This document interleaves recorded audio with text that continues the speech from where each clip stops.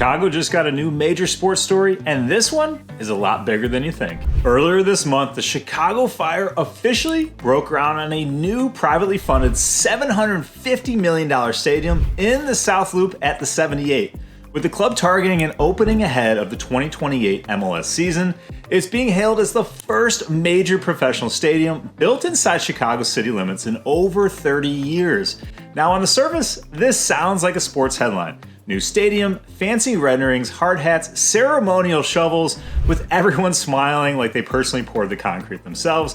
But the real story is this. This project could reshape an entire stretch of downtown Riverfront that has been talked about, planned, and delayed for many, many years. So in this video, I want to break down what's actually being built, why it matters to the community, what the opportunity is, and also the part that has a lot of news is conveniently skipped, the real concerns about public infrastructure, affordability, and whether this becomes a true win for Chicago or just another shiny project with side effects. Let's start with the building itself. Chicago Fire officially broke ground on a new stadium along the Chicago River at the 78 in the South Loop.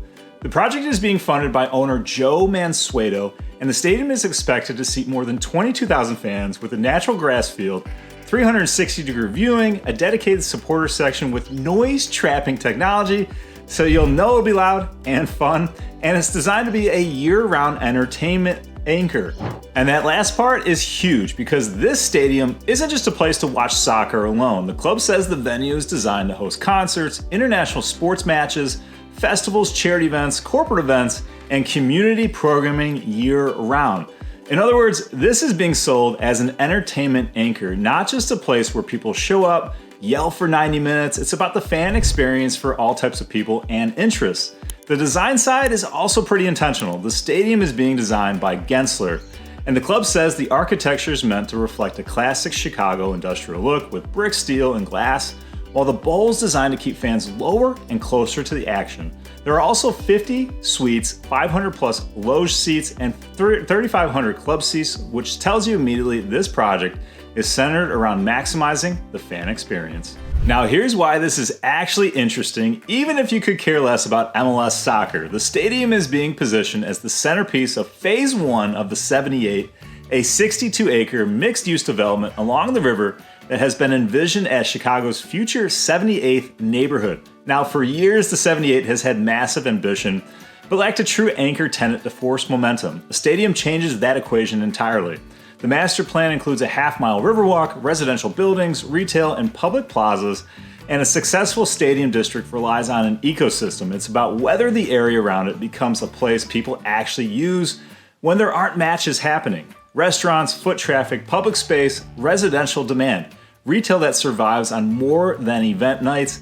If that ecosystem gets built, well, this becomes one of the most important development stories in Chicago in recent memory. If it doesn't, then congratulations. You built a very expensive island. People visit when the weather is nice, and when it's not, oh well. There's also a very practical reason the club wanted its own home, because right now the Fire play at Soldier Field, and Mansueto said the team got pushed out to the suburbs 3 times last year alone because of scheduling conflicts with the Bears and concerts. That is brutal if you're trying to build an identity, consistency, and fan culture, and renting a stadium as a major professional sports team doesn't really accomplish those things. And building a stadium is the next major move in a much bigger plan, and owning the building allows for opportunity at every level, including scheduling, revenue, branding, premium seating, and events. And Mansueto has been spending like somebody who clearly does not view this club as a side hobby.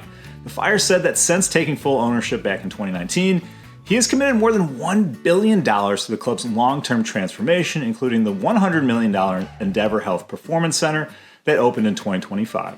Now let's get real for local homeowners and people looking to invest in Chicago, because big projects like this can absolutely change the way people view an area.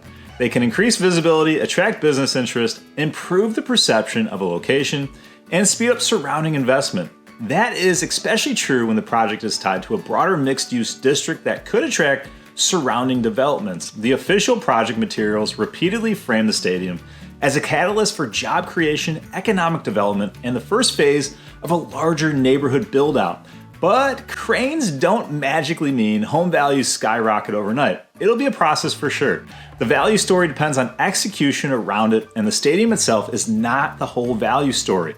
The 78 actually delivers the surrounding residential, retail, public space, and year-round activation that has been promised.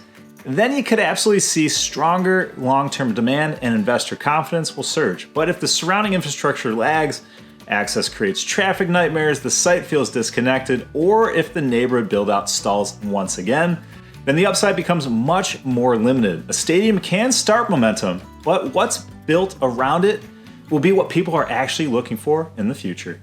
Now for the pushback. You can't drop a $750 million project into the city without some friction.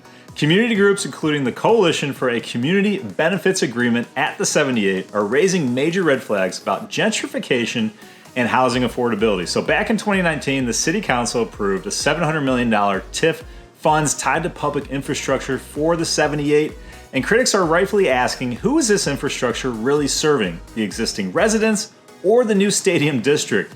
If jobs show up, if public spaces improve, if housing commitments are real, if access actually gets better, and if nearby communities actually benefit, this project could be a legitimate success story. But if the benefits stay vague while costs and pressure move outward into surrounding neighborhoods, then the criticism is going to get louder pretty fast. And frankly, that is the exact part people should be watching from now until opening day.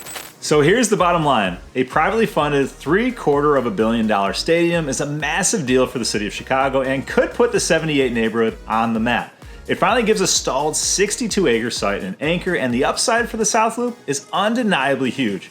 But the questions about community impact and infrastructure are just as real, because this is not just about where the Chicago Fire will play, it's about whether the 78 finally becomes the neighborhood Chicago has been promised for years, or whether this ends up being a giant headline with very pretty renderings and unresolved trade-offs. And that's what makes this worth paying attention to. So it's important to stay as informed as possible as this rolls out, and that's what this channel is all about. If you don't know already, my name is Austin Weiss. I help homeowners maximize the most amount of money they can get out of selling their home.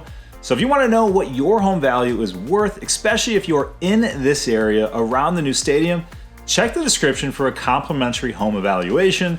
And then if you're also curious about another major infrastructure project quietly changing where people want to live in Chicagoland, check out this video right here, because that's the exact type of project that shifts real estate demand across Chicagoland.